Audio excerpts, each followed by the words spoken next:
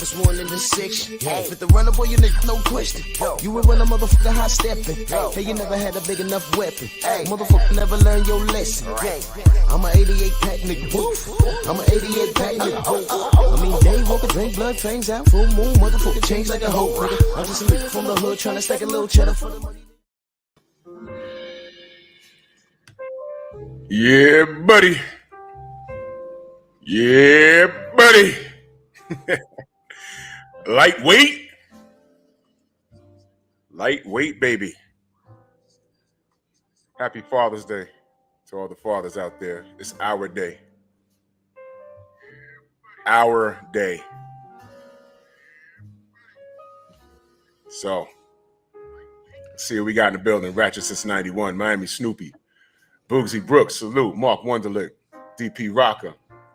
King Jr., D-Man Jr., Nitty G, my brother. David, the real Thomas. Antonio MMA. Robert Singleton. OG Eric, what up? Platboy Plays. Yes, sir. Shepherd King. Condo. What up? Black Alpha. Jeff Spark. What up? Romeo. What up? He indeed is. We're gonna cook on it. Yave. Big Easy. Yes, sir. Big Easy. That's my man right there, y'all. That's my man's right there, y'all. Y'all have no idea. That's my dogs right there. Hamza S, my brother. Powerhouse Watson, salute. Shamar Rashawn, shalom, salute. Antonio MMA. All right, let's cook. Let's get right into it, man. Y'all need to kneel before Zod. Y'all need to kneel before Zod. Why do you say this to me when you know I will kill you for it?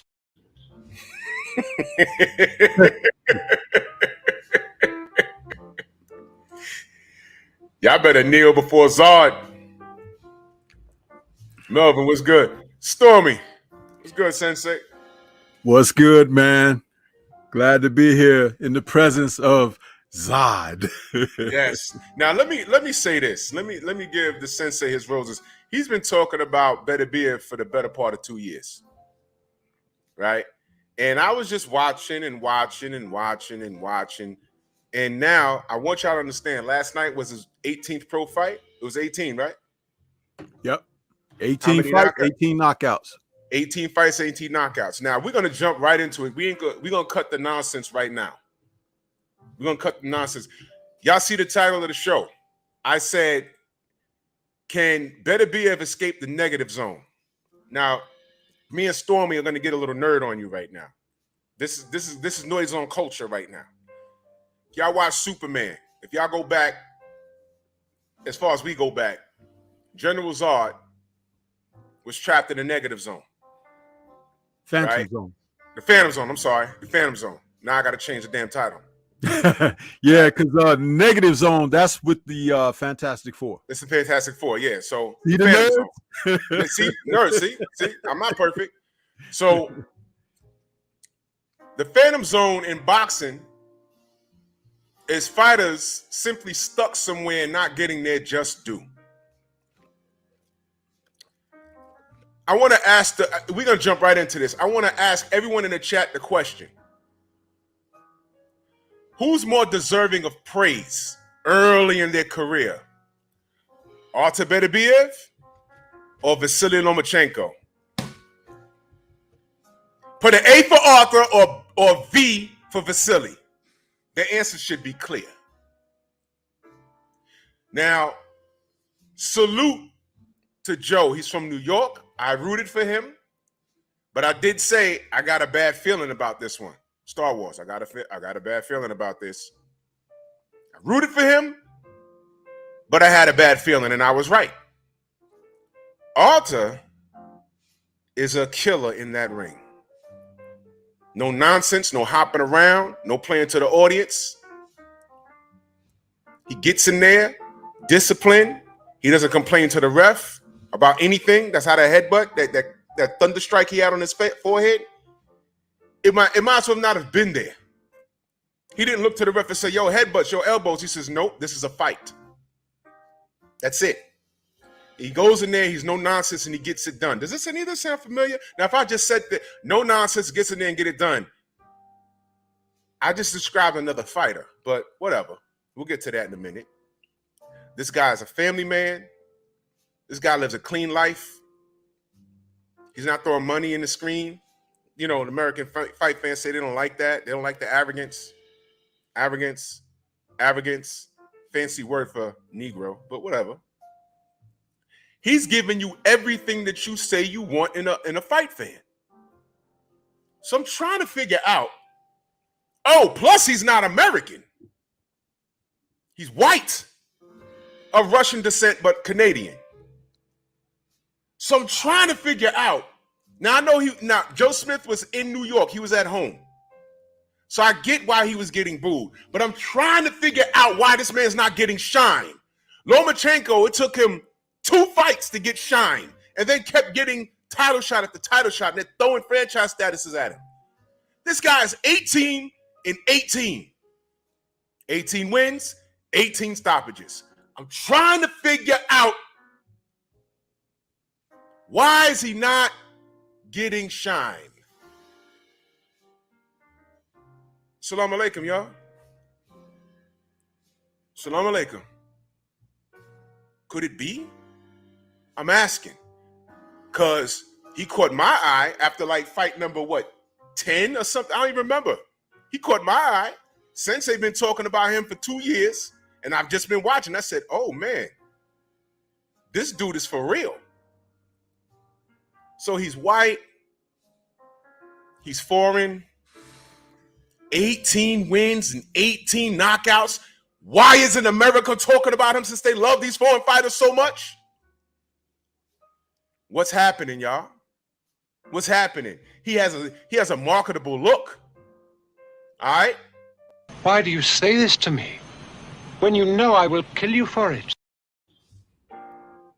General Zod was in the Phantom Zone.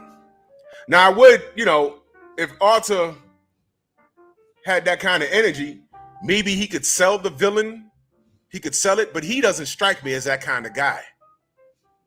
He doesn't strike me as that. He's not going to embrace that just for dollars. He doesn't care about that. I could look at him and tell he don't care. So if he's giving you everything that you want in a fighter, 18, oh wait, he has skills. He doesn't throw wide punches. You saw him. Joe tried. He was throwing that jab, and Artur calculated that after the second exchange. He was throwing the hook right off the jab. And the fight was over. The fight was over. So I'm trying to figure out what makes the American fan happy. Sensei, your thoughts? Well, to immediately answer your question that you ended with, what makes the American fan happy? The American fan doesn't know what happiness is. So because they follow a fake and false narrative that has been presented to them, which gives the impression that it serves their own best interest, that's why they're always disappointed, because it's a fallacy. It's built upon nothingness. If you can't acknowledge a other but only recognize self, then you're living in a world that is too small to receive anything outside. So this is what happens when people, and I talk about this all the time, they fall in love with fighters, but they don't like the sport. What's greater, the individual participating or the sport that they participate in? See, if you're looking at yourself, I'm black, but you live in what? The world, a city, huh? Are there people who are not black that live in the same world and city? Absolutely. So if you disallow yourself to not acknowledge them, that's called short-sightedness. Now you can live amongst yourself, your people, your community. But when you go to work, when you get on public transportation, when you decide to travel out of town or get on an airplane, you're going to meet what? Those who are not like you, right? Or from where you're from. Does that mean that because you never saw them that they didn't exist? You see the short-sightedness. This is why you can't be happy, because you can't embrace anything outside of what you've been instructed or directed to acknowledge. So the happiness can't flow freely. It's all about perception and reality. Your perception has been given to you, a painted image and picture, indoctrinated to you to believe in just that. The reality is that's bullshit. I hope y'all are soaking this in. Time reveals all truth, and the lie is nothing but the long way to the truth. So here we are, two Black Americans asking the question, why doesn't Beterbiev have the backing of the American boxing fan? And we're not going to get an answer, but we know the answer. We're not. And this is no shade to Joe Smith. I told you, he's from New York. If you're from New York, I'm already going in with a bias. I'm going to root for you until you prove otherwise. And it's still salute to Joe Smith. He hasn't done anything wrong but win the fights he was supposed to win. Last night, he was up against the wall, man. And it showed. And it showed. Artur Beterbiev is just that good. And when we question the push of certain fighters, you try and paint us with this racist card. And as you see, it falls short. We question Vasily Lomachenko just like we questioned Anthony Joshua. Just like we held Jarrell Miller accountable when he popped dirty. I remember saying, yo, look, man, I was rooting for Big Baby. He's out of Brooklyn. And AJ done showed his true colors. So we hope he whoops his ass. He popped dirty for how many things? And his only defense was he gets testosterone exemptions. All right, I understand that, brother, but you got caught. You got caught, and you knew better. So there goes that. Is that not accountability? I said, well, goddamn, how many things he had in the system? What was he trying to do? I want him to knock AJ out, but what was he trying to do? Kill him? That's not what this sport is supposed to be about. Dillian White is what color? We hold him accountable every day. Every day he comes up. Absolute, bro. This is what I'm saying. So anybody could get it. Don't care who you are. But see, this is interesting. The public, the boxing public has backed themselves into a corner, because what I'm asking in this show is, why isn't Beterbiev getting a bigger push? He's had a better start to his career than Vasily Lomachenko, who's also he's from a foreign land, and he's white. And we were just asking, what the fuck, especially after you lose to Orlando Salido? Y'all have gone as far as to try and hide who he is. By the time he got to his 14th fight, he only had 10 knockouts, and they'll tell you here he's undefeated, and that was a lie. That was an absolute lie. But the type of fans that they're looking for to support them are guys like this. Unified, undefeated. Unified, undefeated. What? Undefeated. What? Undefeated. What? Undefeated.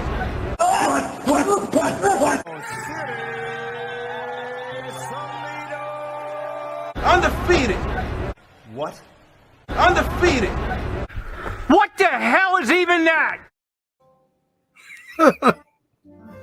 Those are the kind of guys that they think we are. And that was down at Madison Square Garden, by the way. I don't get starstruck by a fighter that I'm going to forget their goddamn record. And if I'm not sure, I'm going to ask them first. Salute to my brother, Mo Boxing. He said Beterbiev is not really Russian. He's from Chechnya. Okay, I could dig it. But let me add to that. America has a habit of picking up anything that is not Black American. They will choose the foreigner over there. That's why, and salute to you, Mo, that's why HBO went under. They killed themselves. They accepted the Klitschko's and all these other, Gennady Golovkin came through, Kovalev, and they tried to capture a foreign audience rather than Trey Will, salute. Rather than nurturing the talent that they had on this soil, and they undermined the American support, aka the black dollar. So since it's not about the black dollar, since Floyd Mayweather made millions of dollars and it had nothing to do with the black community, allegedly, now I'm asking, meanwhile, how many pay-per-views Vasily Lomachenko sold? Okay. Has he even been on pay-per-view? Right. What was Gennady Golovkin's first major fight overseas against Kell Brook? A welterweight. In which a fight that he was getting rocked up in. You understand? They And sold us. Go ahead, Stormy. No, I was going to say, and check this out, Drew. Have you ever seen the movie Dragon, the Bruce Lee story? Absolutely. Okay, there's a great scene in the film where he goes to meet his future wife, Linda's mom. Okay, and they're having a discussion. So she asks Linda, "Are you pregnant?" You know, and Linda's like, "No," you know, and you know, because Bruce wants to date her and marry her, but you know, so she asked Bruce, she's like, "How you gonna support yourselves?" And he was like, "Well, I'm teaching Kung Fu." And she was like, "Well, what is that?" And he's like, "Well, it's self-defense, you know, but I can open up a chain of schools like McDonald's." And she was like, "The world doesn't need more hamburgers, you know." So she's just shooting down everything he says. And she's like, and you know, being enterprising is great, but you know, that's an American thing. And he was like, "Well, Linda's American, I'm American," because you know, he was born in America. Right. Well, he has American citizenship. But you know what the mom says at that moment? She says, "You're an American citizen, but you're not an American." Yep, I remember that. And at that very moment, he was sipping tea from a cup. He broke the damn handle on the teacup, and he put it down and walked out of the house. Yeah. Now, that moment where she said that, "You're an American citizen, but you're not an American," that's the way that society feels about us.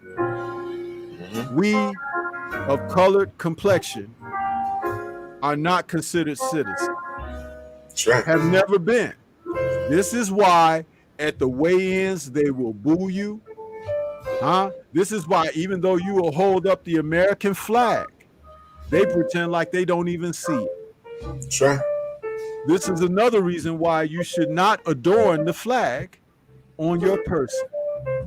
That's actually supposed to be a law anyway, but you have to understand, you do not want to cover yourself with that does not embrace you. Bottom line. Coming clear to everybody out there. Bottom line, and as you can see, it doesn't matter.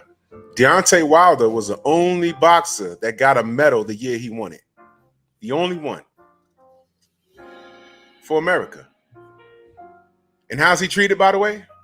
Okay. Floyd Mayweather, another Olympian, got robbed.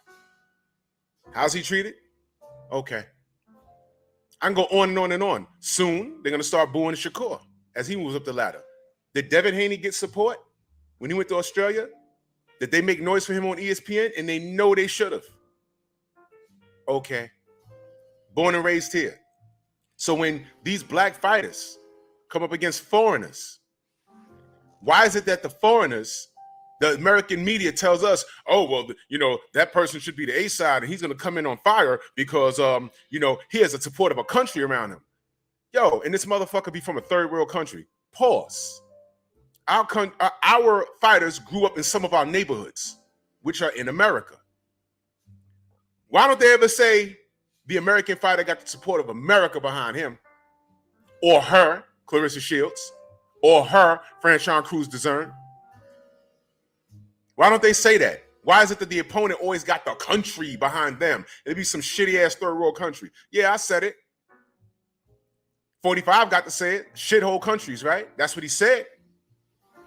But that shithole country can get on a plane and fly over here and fill up Las Vegas and be waving their little fucking flag somewhere.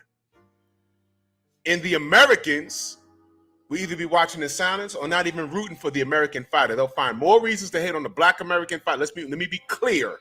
the black American fighter than the foreigner, especially if it's a white foreigner, because they look in his face and they will go to Ancestry.com and try and find some sort of lineage to where they're from somewhere. Oh, I'm from somewhere in who gives a fuckistan, so technically, yeah. When an Irish fighter comes over here, Irish Americans will come out in drones to support him. Y'all remember a fighter named John Duddy? Stormy, that's what I was thinking about last week. John Duddy, that was his name? John Duddy. He packed out the garden. Y'all don't even know that. Why? He's from Ireland. And even the Irish Americans came out to support him. He ain't really do nothing in his career. But salute to him. I don't hate him. But I just made a point. The Polish people come out to support Kownacki from New York. But more people will come and boo, more black Americans will come and boo Adrian Broner. Because y'all are lost. Do y'all understand the monkey videos now? Do you get it? The self-hatred is so embedded in us. But you know what? I'm talking about the American fighting public, which includes black Americans. So here I am, a black American, asking, where's the support for Beterbiev? I thought that's what y'all liked.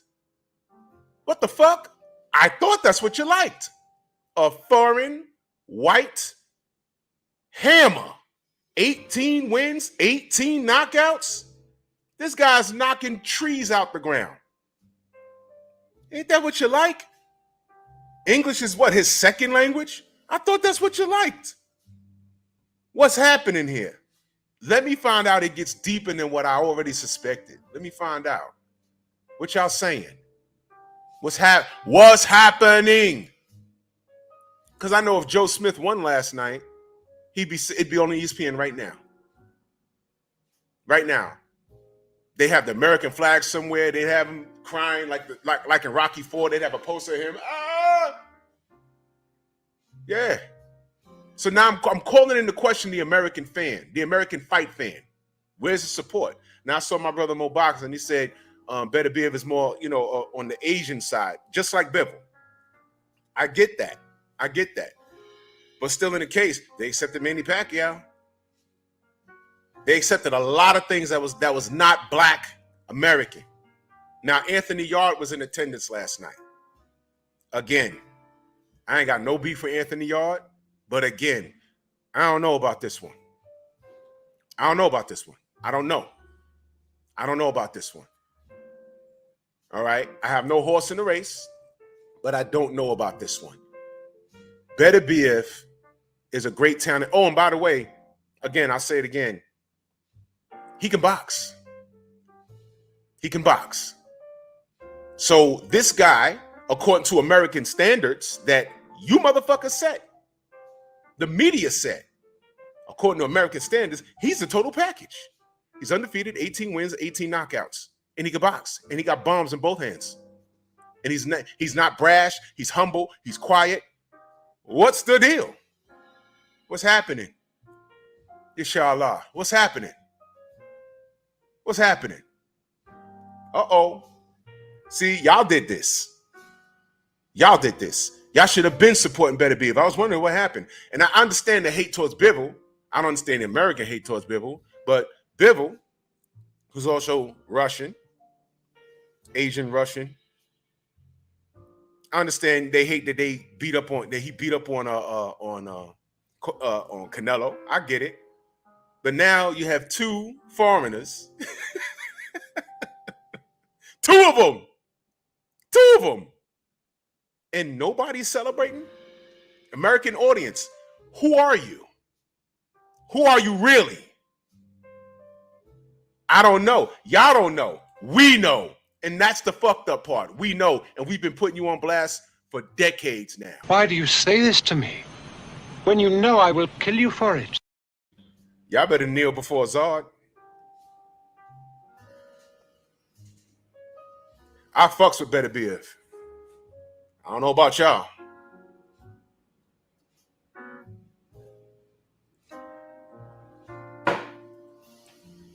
And let me just drop this little jewel in there. Everybody thought that Joe Smith is right up there with Beterbiev and Bivol as far as the light heavyweight champions because they all held belts. In my personal opinion, I don't think Joe Smith was as good as Alexander Gavaskik, who Beterbiev also destroyed and was much more skilled fighter than Joe Smith. So that being said, when you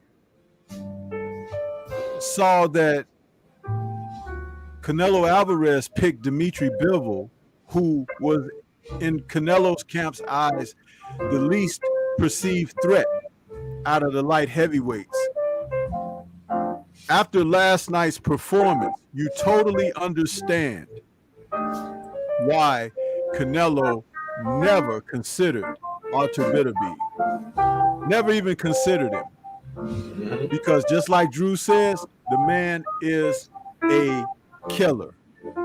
We're not talking about his mindset or how he speaks or his disposition and how he comes across. We're talking about how he performs in the ring. Hell be damned. You remember, I'll use Bruce Lee as an example again here. In his movies, when he get injured or something, and then he licks his blood, and then he goes bonkers and destroys his enemies and opponents. Remember, and he was the first one to do that, by the way, on the screen. You know, people mimic that now. Everybody does it now. But he was the first one to do that. And guess what? He was an Asian American, huh?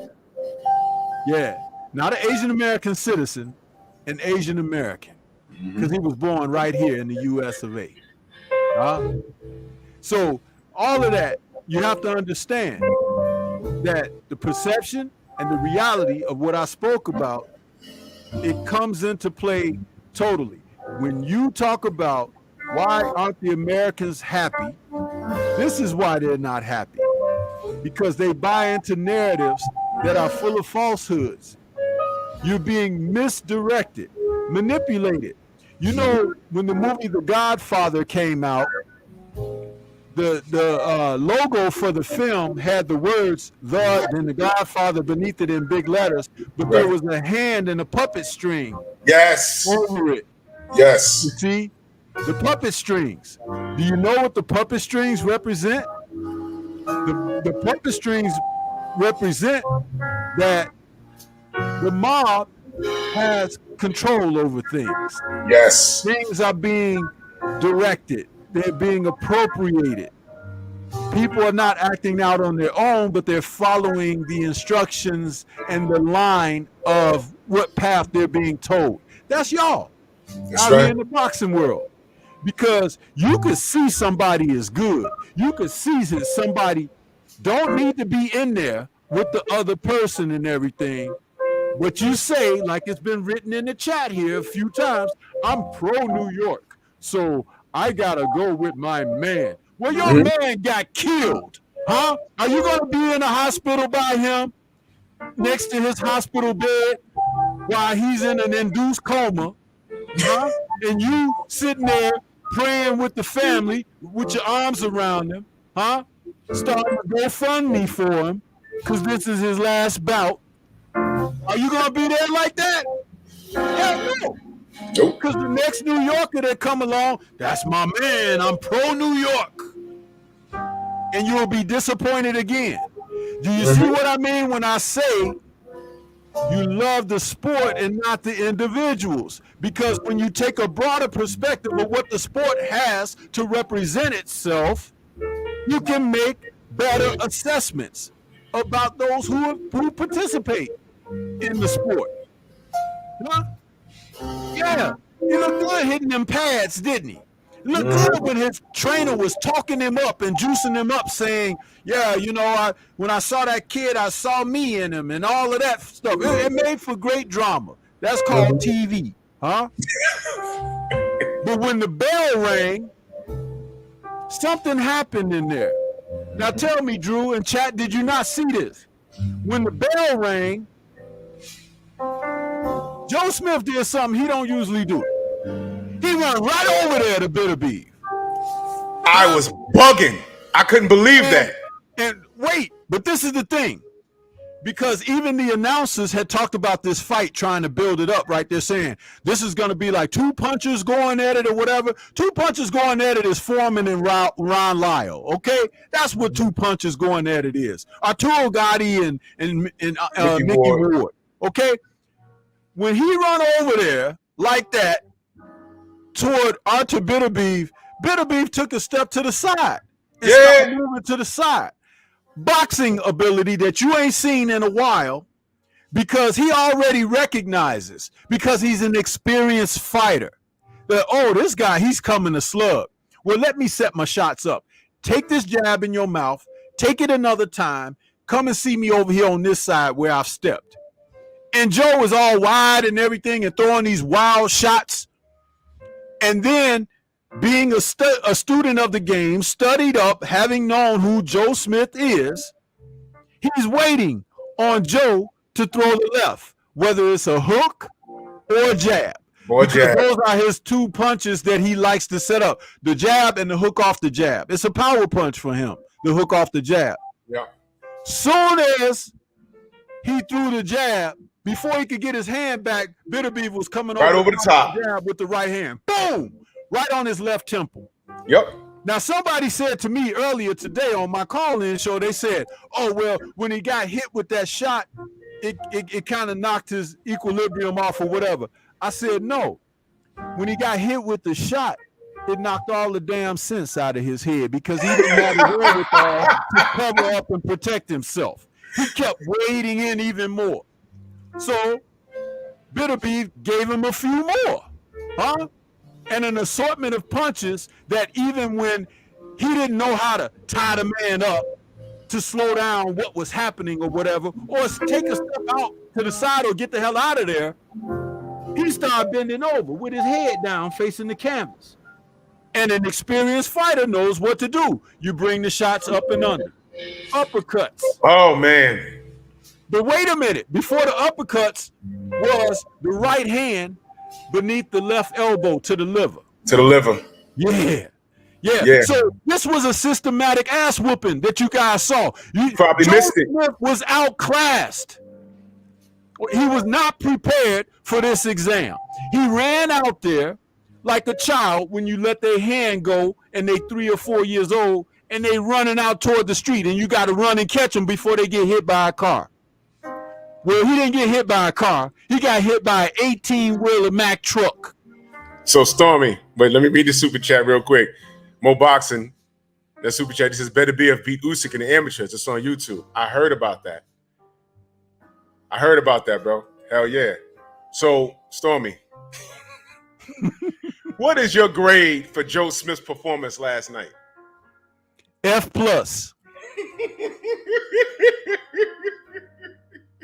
F+.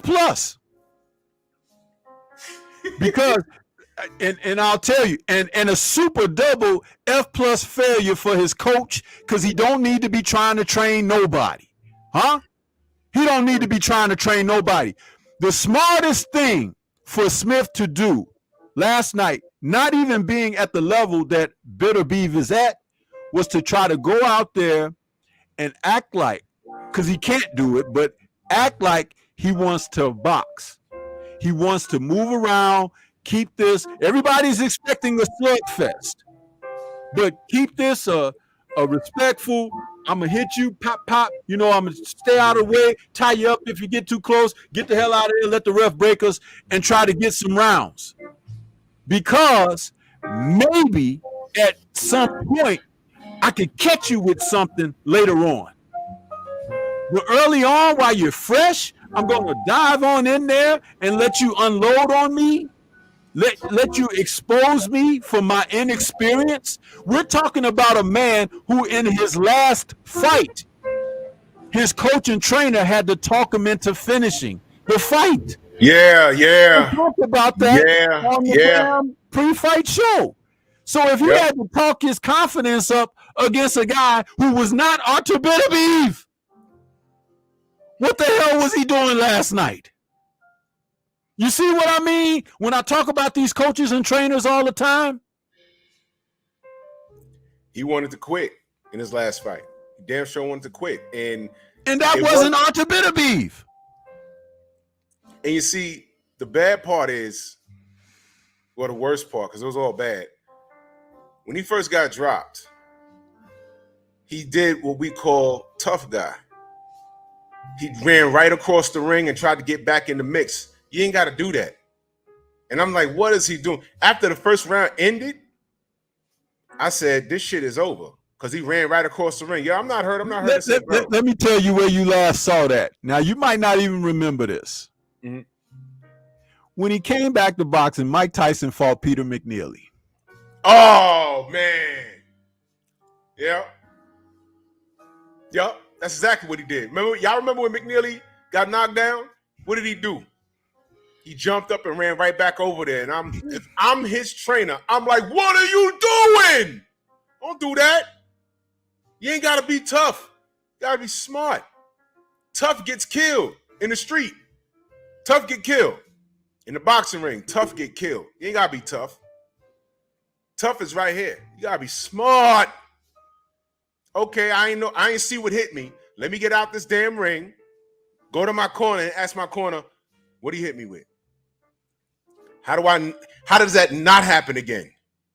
Salute to Jafar Cesar in that super chat. Much love, man. He says he hit Joe. He hit Joe and he started looking in the audience. Yeah, he did. That was crazy. He damn sure did. Salute to my brother, Mike Biggs, boxer. Salute. He said, I see Spence doing the same thing to Crawford, educated aggression. Bro, we're going to talk about that when we get to it. The fight's close. We'll talk about that. And salute to my brother, Dark Truth, in that super chat. He said, happy Father's Day. Peace to Drew and Stormy. Peace to the chat. Salute to you, fam. Salute, man. Jamal, I see you. Jason, I see you. Yeah, that was I couldn't hear what was being said. Could you hear what was being said in Joe Smith's corner after the first round? I couldn't hear. No, I was actually gonna watch the fight again, but I ran out of time before we got to the show tonight. So I'll watch it after the show. I'll watch it again, but it wasn't a lot of good stuff.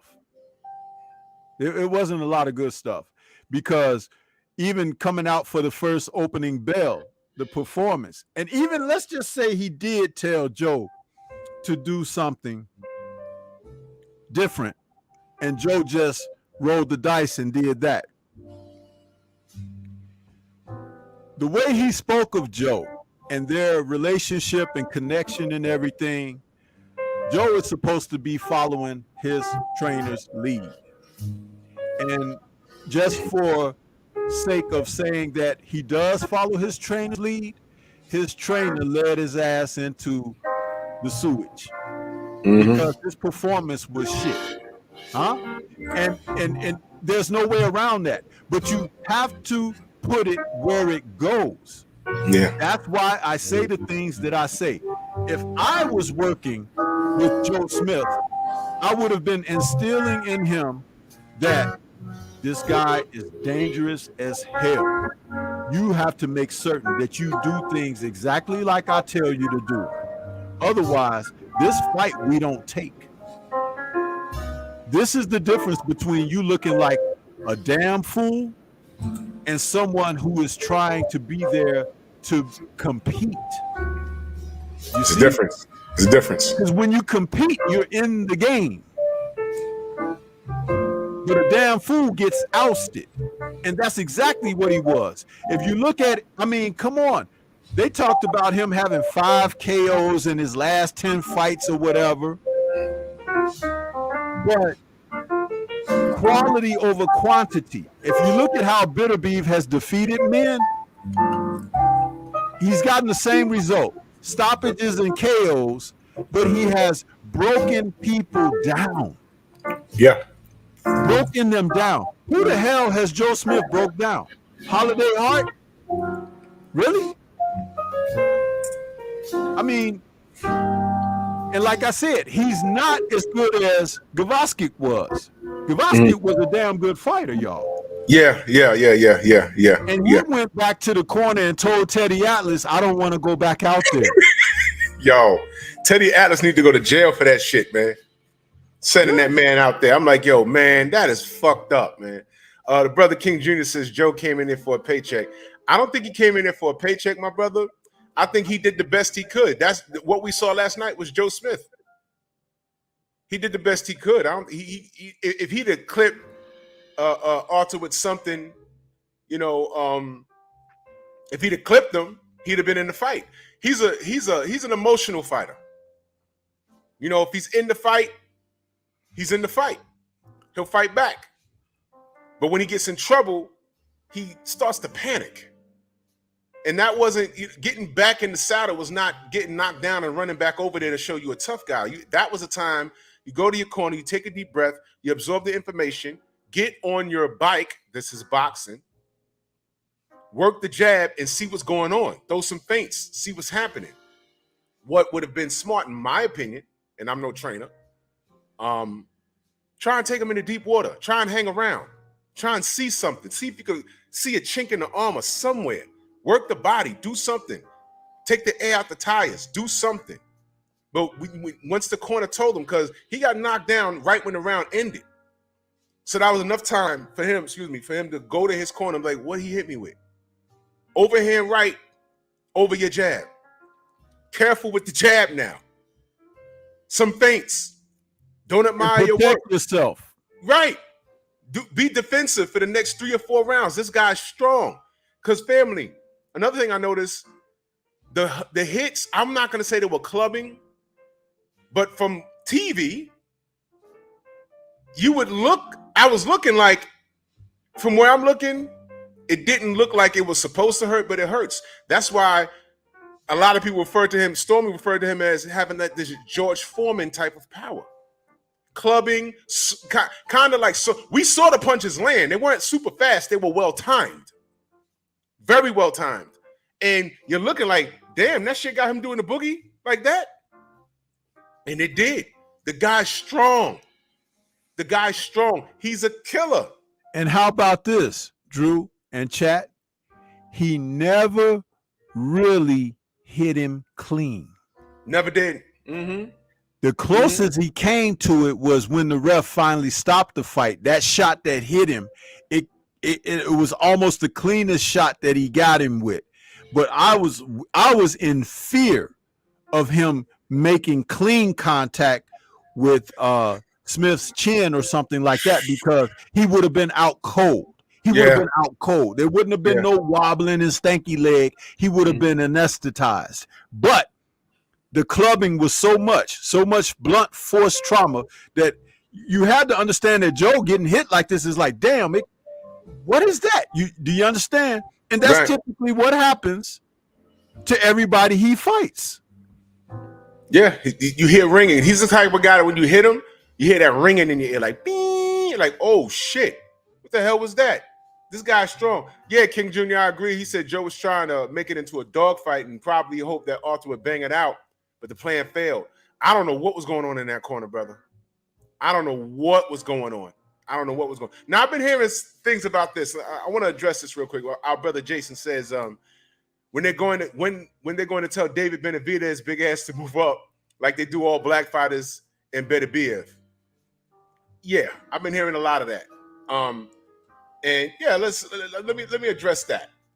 I need David Benavidez to stay right where the hell he is and get on Canelo's bumper.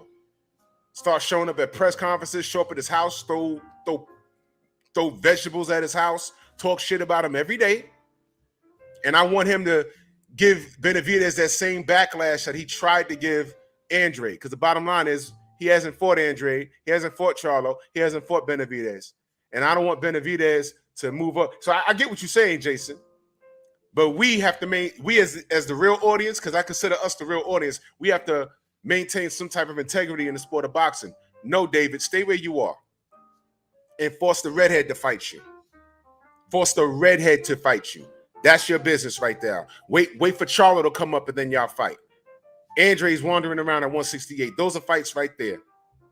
Right now at 175, the business at 175 is this. You have 2 undefeated fighters with belts. You got Bivol and Beterbiev.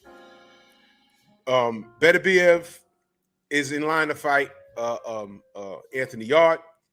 Salute to Anthony Yard. You know what I'm saying? I like him as a fighter. But again, I don't know about this one. You know, and I'm not going to say I'm rooting for Anthony Yard over Beterbiev. I like both fighters, but looking at what I've seen, especially after last night, Anthony's going to have to fight damn near the perfect fight. And I don't know about this one. Beterbiev is exactly what they tried to put on Margarito, but the difference is he's for real. Y'all remember when they put that killer crown on Margarito? And then we found out he was a cheater? This is for real. You understand? So, look, after that's over, and I'm not even going to play with this thing, I think he beats Anthony Yard. Drew, he kills Anthony Yard. I mean, cadaver. Okay, toe tagged and everything. Yeah, it's not going to be well. That guy, and he's not the toughest person in the world either. There comes a moment when you realize that a fighter like Beterbiev, you need layers of abilities and what you have in your toolbox yourself to even be in there with him. And the men that he's beaten them up so badly, it's like they were never in the fight. You saw it again last night. Marcus Brown was never in the fight. Yovasket was never in the fight. And there's a reason for that. And that's because he can impose himself to the degree that if you don't have something other than just to be able to punch, to be able to box, to be able to have constant confidence in intestinal fortitude, if you don't have the many layers, you're going to have a problem. He's probably right now the only 5-dimensional fighter at light heavyweight. That's at light heavyweight, y'all. At light heavyweight, y'all. Pay attention. Now, there's a 5-dimensional fighter at heavyweight, but he's not the biggest guy. That's Usyk. Yep. He's a 5-dimensional fighter himself. And you just heard it said that Beterbiev beat Usyk in the amateurs. I'm trying to put this out there and paint the picture of understanding what you're looking at when you're talking about a fighter who has skills and ability. Forget about the skin color. Look at what's happening to people. Look at what's happening to people. They're being brutalized. When Mike Tyson was brutalizing people, y'all were all a rave and like, oh, he's the greatest since Ali and everything like that. Well, you're seeing it happen again. History often repeats itself. It sure does. It's just at the light heavyweight division. And this guy is like George Foreman, 23, 24-year-old George Foreman at light heavyweight. Oh, and by the way, he used to be a heavyweight. Go figure. Go figure. And he don't have a problem making light heavyweight. So those of you who say he should move up to cruiserweight. No, he shouldn't. Just like Matthew Saad Muhammad and Michael Spinks, he should be right there waiting on each and every challenge, all of your favorites, so he can line them up and make a graveyard out of these guys. Because he's definitely filling the morgues up. That's why Hagler said, I ain't go up for what? This is where I am. Go up for what? Now, and that's another thing they put on. They do that a lot to black fighters. Move up! Andre Ward, yeah? You bullying Triple G? Salute to Kevin Slims in that super chat. He says, Beterbiev is the killer they claim GGG to be. Yeah. Absolutely. Yeah. Absolutely. But see, we can see this. This is not a marketing scheme because there's no market behind Beterbiev. Not at all. There's none. This is for real, y'all. Beterbiev is for real. He is I've for been talking real. about that man for over 2 years, man. I've been talking about him. He was in my Thunderous top 10 when I initially started. And the reason that he had fallen out for a while is because of the duration that he hadn't fought. Right. And my Thunderous top 10 is not so much about a pound for pound, but it's about fighters when they fight and the impact that they have on the sport. Well, what kind of impact does this guy have? He knocks people the hell out. People pay big bucks for that. People like to see a knockout. Just like when you go to a baseball game, you want to see somebody hit it out the park. Huh? Mm-hmm. It's all a part of it. But you're going to get mad because of his skin color. Now, I want to make sure that y'all understand what the Thunderous top 10 is. Well, the Sensei just explained it. Now, what would y'all rather? The Sensei's Thunderous top 10 or Jim Lampley's Gaddy list? Ew. Mo Boxing back in that super chat, he said, and Beterbiev is a clean fighter, no juicing. He damn sure is. Clean lifestyle, man. There was no silly shit with the gloves or nothing. The guy's just all business. And I believe we can see a majority of his fights on YouTube. If you just saw him for the first time last night, now's the time to do the homework. This guy's for real. And I'm just asking, when is America going to let him out the Phantom Zone? I thought this is what they liked. It makes you wonder. I bet you there's somebody at HBO. Damn, I should have called George, because HBO would have loved Artur Beterbiev. They'd have loved him, right? Assalamu alaikum. Makes you wonder. This guy's for real. This guy's a murderer, man. Jim Land. Y'all remember the Gaddy list? Holy cow, man. I wanted to drop kick my damn TV. I said, what do you do? Drop kick. Ridiculous. Got anything else on Beterbiev? The thing that I want people to understand is this. What's scary about his performance last night, and it didn't require me to see a lot. You haven't even seen the best of him yet. Right. You haven't seen the best of him yet, but you did see a different wrinkle last night by the way that he received Joe Smith. He's not a dumb fighter. He didn't go in there locking horns with Joe like a ram. He took a step to the side. He didn't run. Mm-hmm. He gave himself space and distance so he can assess him, so he can look him up and down and know exactly and be ready to do what he needed to do for this guy who was wading in recklessly. Reckless. See, that tells me that he's not only an assassin, but he's a calculated assassin. He knows exactly what he needs to do. And he did that against Marcus Brown as well, because he started out against Brown slowly, which is what he does. He takes his time. But when the headbutt cut happened, he had to step it up because they were telling him they're going to give him one more round because the cut was so severe. That was a bad cut too. That's when he switched it to another gear on Marcus Brown. And if you go back and you watch that fight, Marcus Brown was looking for help from Derek James, the referee, his mama in the audience, and anybody else who could come and get there before the fight was done in a car. Okay, he was looking for help. But in boxing, it don't go down like that.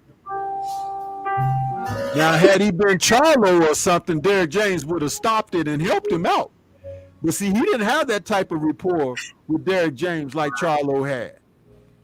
It was, first camp, working with the guy. They don't have that type of relationship.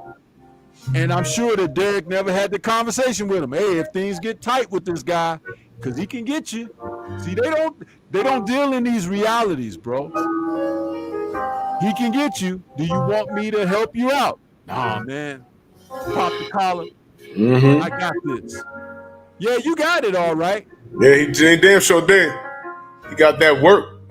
Mr. Shelton, my brother, in that super chat, much love. He said he didn't take his gloves off after the fight. He's laughing. Man, listen.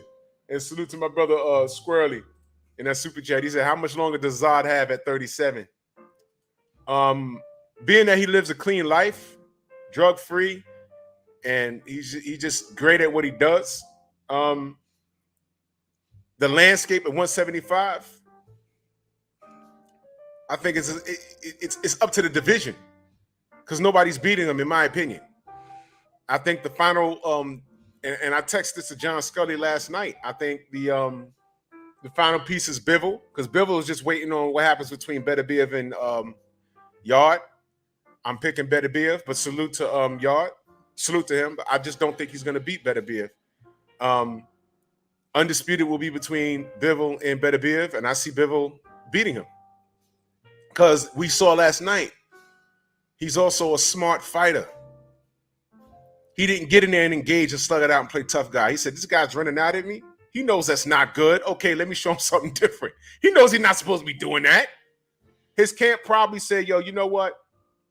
Show him you mean business and you're not scared. Well, what do I do, coach? Go out there and just run to the center of the ring with the face like this and then pump that jab and try and take his head off and see what happens. And he got outboxed. How about that? Ain't that crazy? That's crazy, man. Yo, Beterbiev is the truth. Why do you say this to me when you know I will kill you for it? Salute to General Zod. I just named him, y'all, this morning. Salute to General Zod. And he's in the Phantom Zone. See, y'all know the story about General Zod? He was just a guy with a different ideology. That's all he was. He had a different ideology. And Jarrell was like, no, nigga, I'm not doing what you're doing, and you and your friends could get in this Phantom Zone, and y'all not coming out. He's like, yo, what? That's all Zod is. He just has a different opinion. And they put him in the Phantom Zone. That's what they're doing with Beterbiev. Beterbiev is in the Phantom Zone where he thought, okay, people like boxers with KO strength. We had that in Deontay Wilder. And by the way, he's a man of principle. But what are those principles?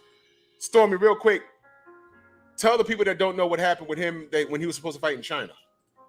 China? Well, yeah, you know, China had been attacking its citizens who had Muslim faith and religion.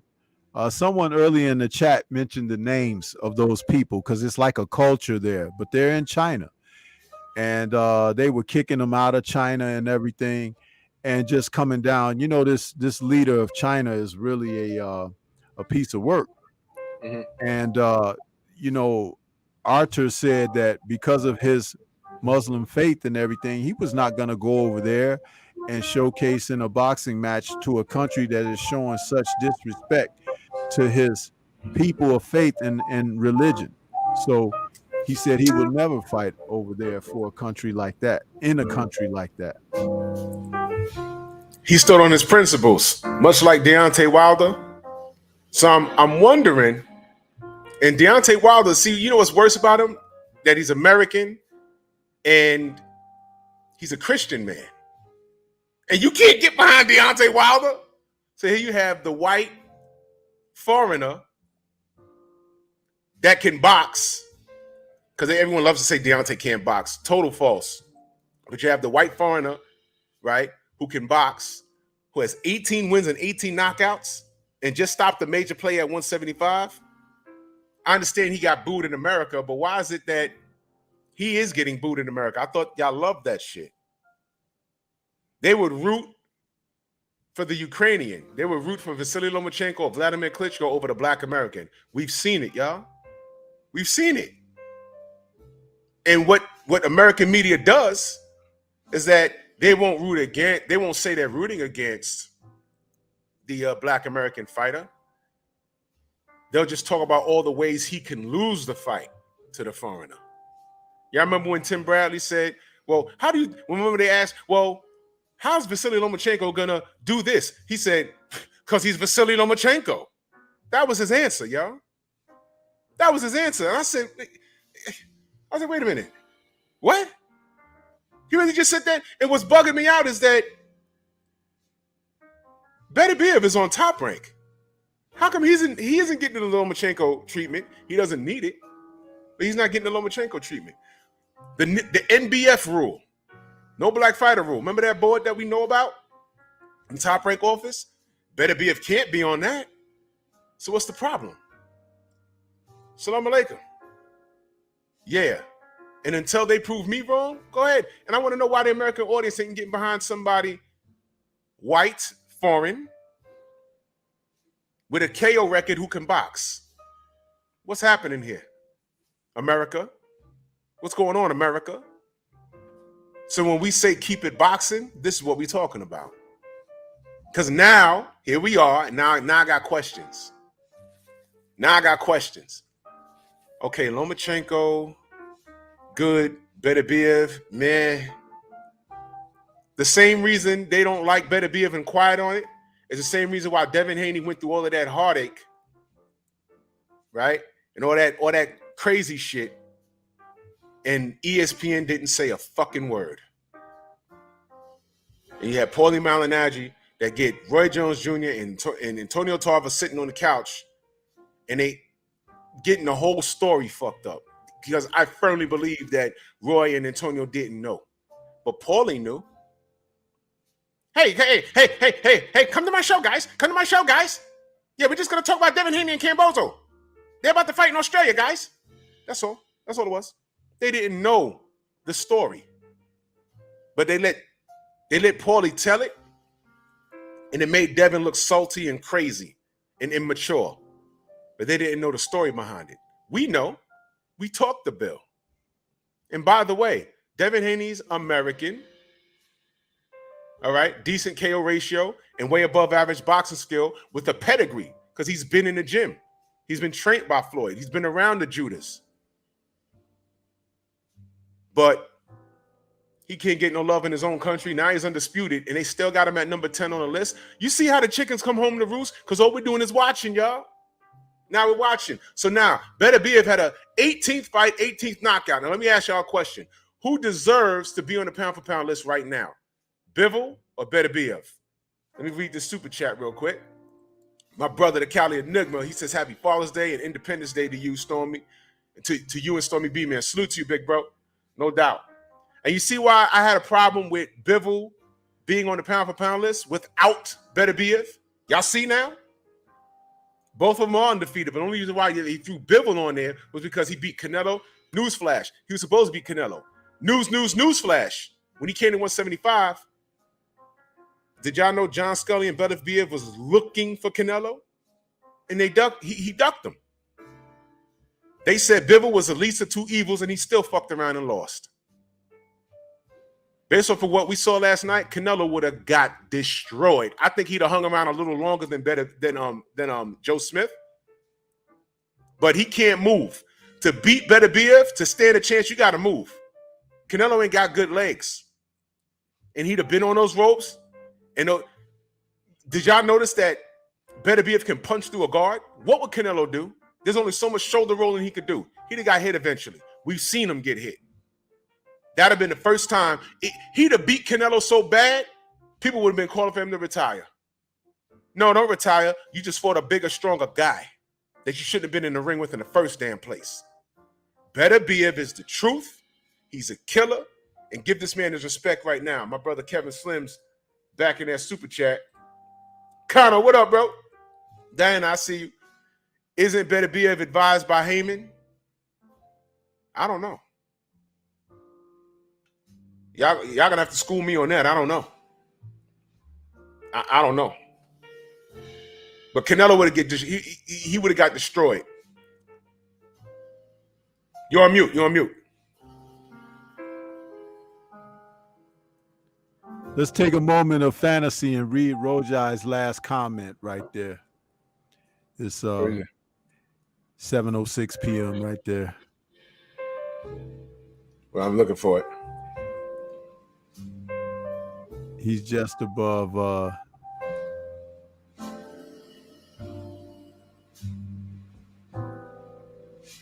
how far am I going? He's right above Rod Sportsman Lee, who wrote in all caps, I want Canelo versus Beterbiev.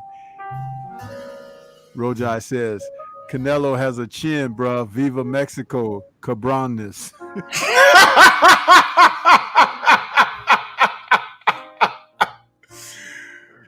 Oh man. I don't know about that one, boy. I don't know, man. I don't know, man. That chin would be so dented up. He'd need body work from the auto repair shop. And I Hold don't on. think Bondo would help. Hold on. I'm gonna show you what Canelo would look like. I'm gonna show you what Canelo would look like after Beterbiev would get done with his ass. Wait. I got y'all right now. Y'all should have never did that, man. Yo, son. He got a chin, huh? Okay. Wait, hold on.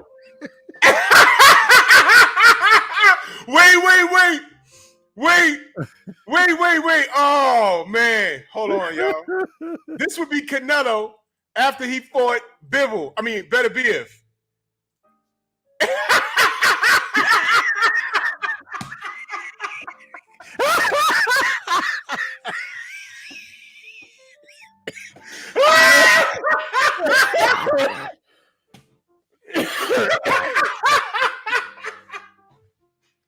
Yep, that's about right.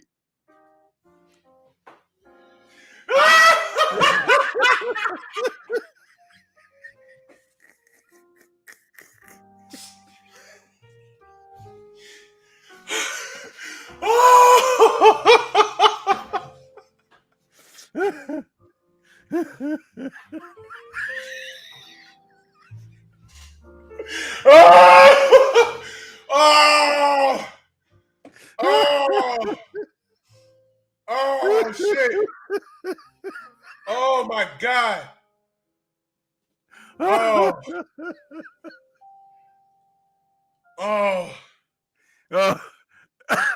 my God. Oh, stop. Oh shit. Canelo be in the hospital looking like him. Oh my God. Oh my God. They be like, yo, what happened to them? He fought Beterbiev. Oh shit. Oh my God. God damn. I can't breathe, man. I can't breathe. Oh. Yo.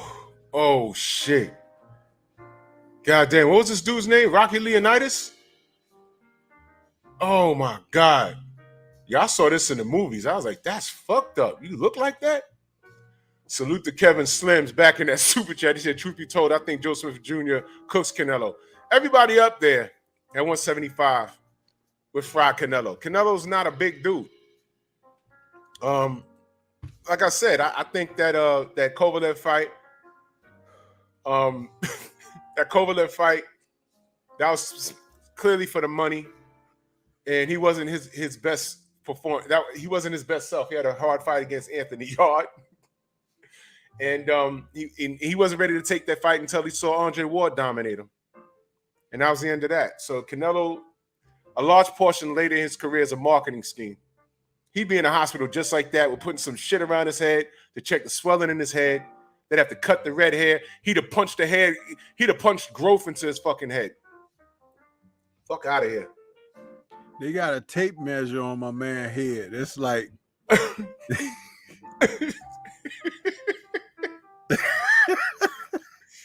oh man. Let me take this shit down before the shit get flagged. Damn, that was fucking hilarious. Oh my God. Oh fuck. I just thought of that shit. I said, what was the name of that movie? The 80s? That nigga with the long head? Like Frankenstein? Mask. Oh man, that shit was crazy. Word, he can't wear no fitted. You said Rocky Dennis. That's the dude's name. Rocky Dennis. Eric Stoltz is an intelligent, outgoing, humorous teenager who suffers from a facial deformity called Leonidas.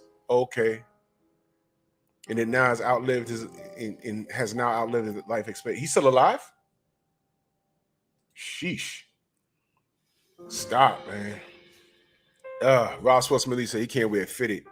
They don't. What's the highest fitted? 8.5. They'd have to wear 10 for this dude. You remember when in the movie when the girl that was blind, she said, "No, I need to see your face. I want to feel it." She says, no, it's okay. And when she put her hands on his face, you saw her face. She was like, yo, I was in the movie like, that's fucked up. That's fucked up, man.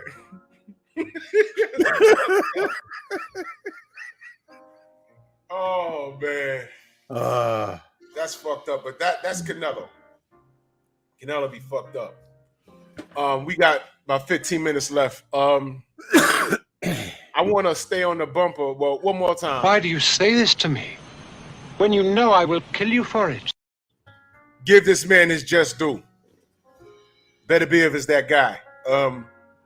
But I want to talk about the hypocrisy. And I noticed, ATL, what up, bro? Where you been? Happy Father's Day. And Champ Side did a brilliant job, as he always does. And this is something I want to touch on during the week, and I'll continue to speak on it because, as usual, old media is not doing it. All right, Jason, thank you, brother. Tyson Fury. Tyson Fury is refused access into this country. And nobody's saying anything over here. This is the heavyweight champion of the world, ladies and gentlemen. And nobody's saying anything but us.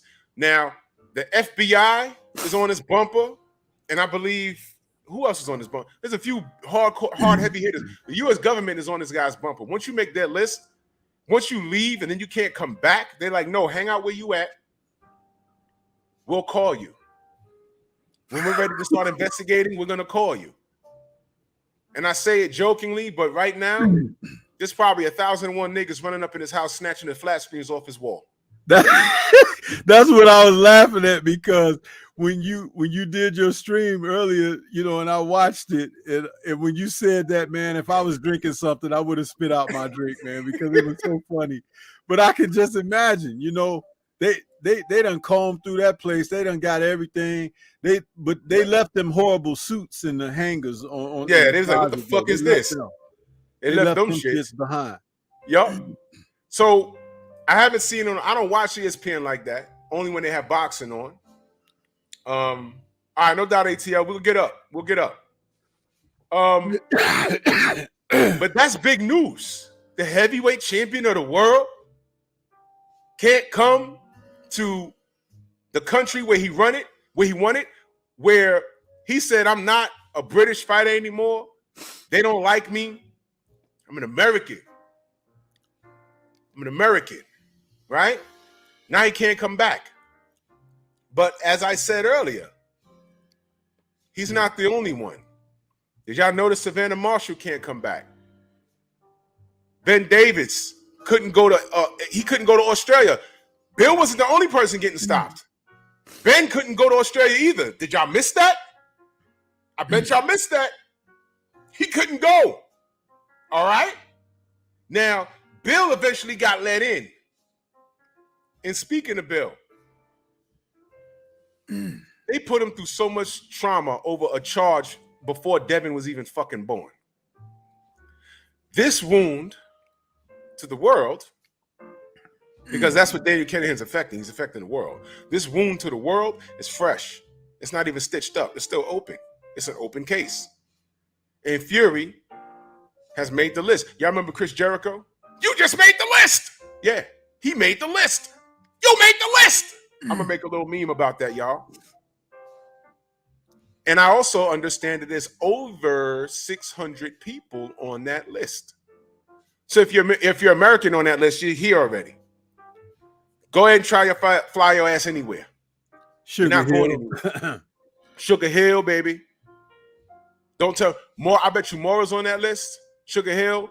That the Fantastic Four, Mora, Cheatham, and the other two judges. The name escapes me real quick. Hey, Drew, Fantastic Four's on that list. You remember when you told Sugar Hill you were familiar with the term in concert, right? In concert. So I wonder, is he firing up his instruments because he's live on stage on deck in a few? Bro, I told y'all, time reveals all truth. What happened to Deontay Wilder wasn't just 5 or 6 dudes fucking around in the locker room. They had help. They had help. I told y'all. They had help from a dirty commission.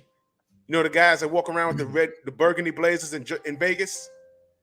I did a whole live stream. No, I did a whole video on, I forget this guy's name. It escapes me, but he looks like Road Warrior Animal from the Legion of Doom, the wrestler. This guy's a former Marine and a police officer, and he works for the commission. He came up dirty.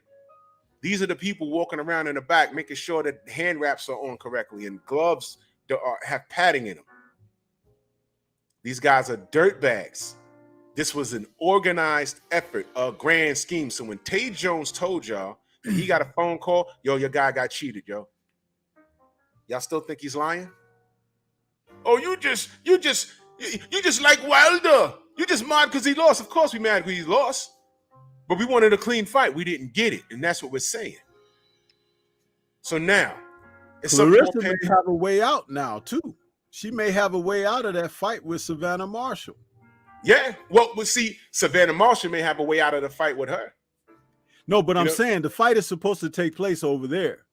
Yes, so, yes. But yes. Due to Savannah's ties and things of that nature, yes, Clarissa might want to be able to say, hey, you know what? I don't want to be a part of this. Right. And if they fathom that, look, she was just running around with MTK, but she has no ties to that illegal shit. Okay, Clarissa could say, I don't need to go over there and fight. Bring her ass over here. I don't want to go over there. Bring her ass over here. What's Savannah gonna say? I'm the A side? No, bitch, you're not. No, she's really not. She's really not. Clarissa is doing all kinds of shit, fighting in MMA, fighting in cages, all over Instagram. She got a street named after her. What was that, yesterday or today? She had a street named after her. Savannah Marshall, you ain't shit. You can't even fly over here now. But she can't come over here, so it's like, yep. It's when the investigation is up, bitch, then you come over to America. Because right now, I don't want the sister over there. I don't trust nothing over there. 600 names on there, on that list. You know, and like you said, Huggy Fury came up with another one of those undisclosed injuries, and he can't go through his fight now. And really, all these undisclosed injuries, man. Funny how they work them. They go through that, and then it's a period of time, and then they say, oh, we reset the fight. It's like 2-3 months later or whatever. Is that cycling periods or something? Yes, that's absolutely a cycling period. Absolutely. Let me see if I can find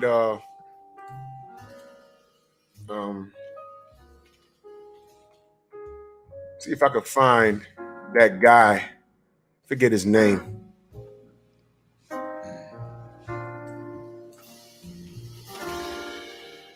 Who is Lawrence Vanetti? I did a whole video about it. I'm just going to show y'all his picture. I've been talking about this for a long time. We all have. There you go, Lawrence Vanetti. That's the guy. Former employee of the Nevada State Athletic Commission. All right, when y'all get a chance, go to my page and look at that video. All right, listen. Lawrence Vanetti. Go to my page and look for Lawrence Vanetti. Look at him. Former Nevada State Athletic Commission employee. These are the guys, and look at what he got charged with. Those are the guys running around checking gloves and shit. Those are the guys that allow cameras to be shut off. And I wouldn't be surprised if out of over 600 names that Lawrence Vanetti, I'd be surprised if he wasn't on that list. So this is what we're dealing with here, y'all. This is what we're dealing with. The heavyweight champion of the world can't fly back to the country where he won the damn championship in. That's not news? That's not news? Oh, okay. Yeah. ESPN allows him to run around with a blazer on and no shirt. He look like he stink. He smells like cabbage. Belligerent on the air. Hey, you're the heavyweight champion of the world. You can say what you want. Fuck that. And how about this? This is another question that needs to be asked. If before Bob Arum said Tyson Fury was in the red with him, where is he now?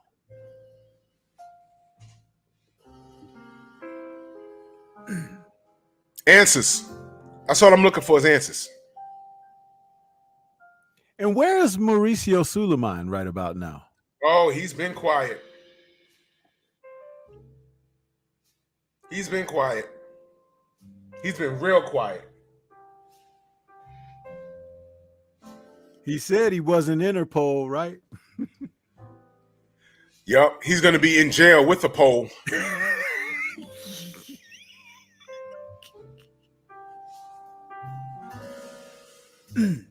Now, as this unfolds, and like you said, it ain't over. This ain't over. Deontay can still hit them with a civil suit for his injury. Because I'm going to tell you something. There is something criminal there. Injuries not consistent with boxing. Hey, listen. The best part is, if everyone's tried and convicted and found guilty of corruption all around the board, those are 3 L's that need to be reversed, stricken from the record. I don't even want a no contest. Strike him from the record. Give him back his belts. And if they do, I still will be on some, yo, D, don't come back. Don't even bother with this shit. Look what you had to go through. And shout out to the niggas in the UK that are standing with the Gypsy Queen. Because now y'all can hang out with him. Because he's not here. Hello, monkeys.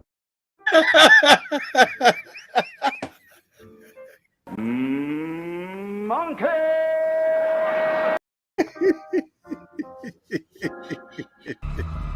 Is that a monkey? Yes! Yes! Yes!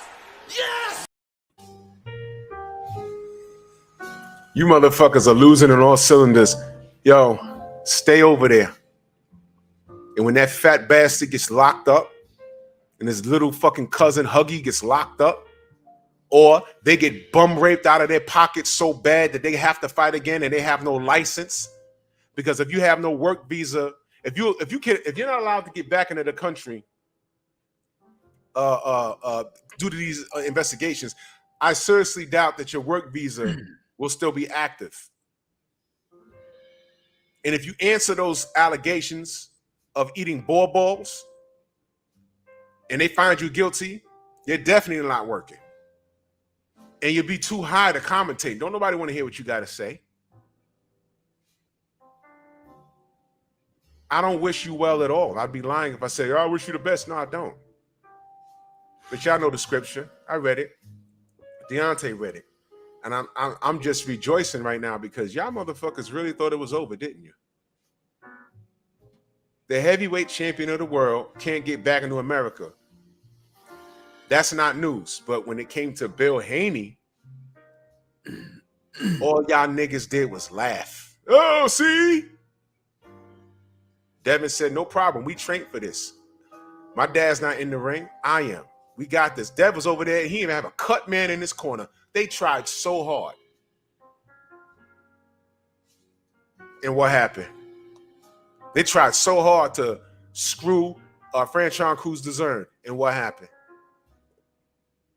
They tried to screw Deontay. Look what's happening. So salute to you monkeys.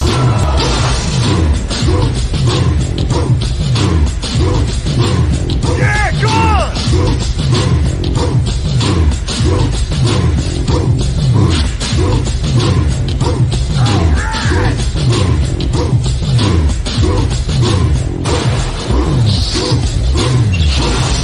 Yeah, man, come on!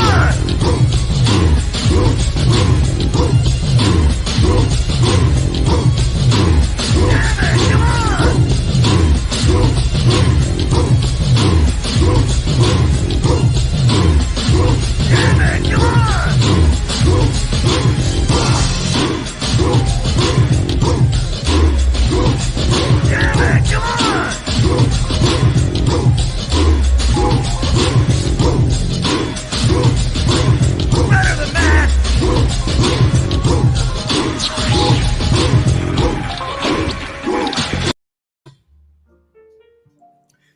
can't wait until they get to Sugar Hill's name. That'll be the longest live I've ever done. I'm be on here with bloodshot eyes. They be like, yo, in concert. Oh, shit. Oh, shit. See? Good God. And when he gets called, that'll make the news. They're going to skip past every cracker and go straight to the nigga. I'll be sitting here like, told you.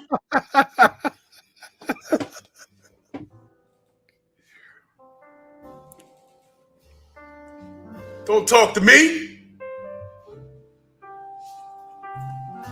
Stormy, let them know how they can find you, brother. Man, everybody can find me right here on YouTube, man. Stormy B, man, is the channel. And it's going down, man. It's going down. We got tomorrow night. We got the Nerds on Culture again. Coming right back at y'all with another one. Yes, sir. Y'all already know me. And y'all know I'll be back. Oh, shit.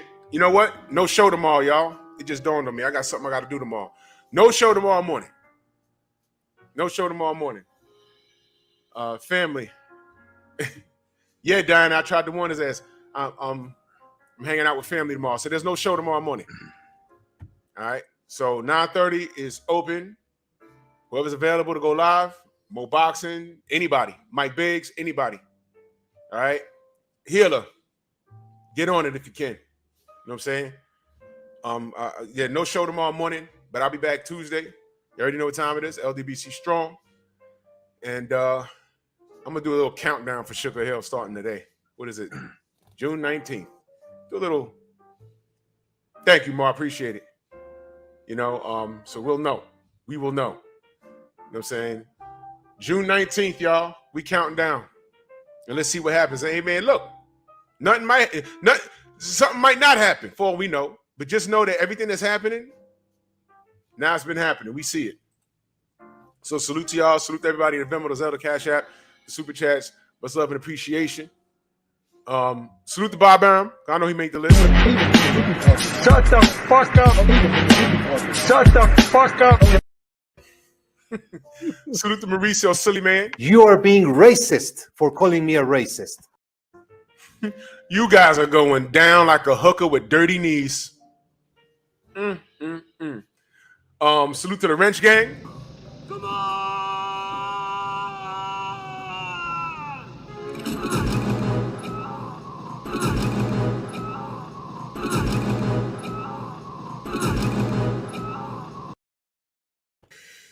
Much love and appreciation to y'all.